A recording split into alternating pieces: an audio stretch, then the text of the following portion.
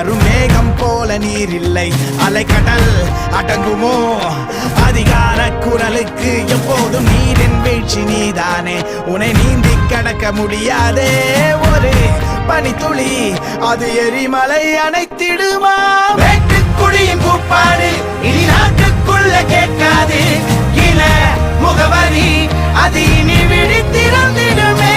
வெட்டுக்குழியின் கூப்பாடு இனி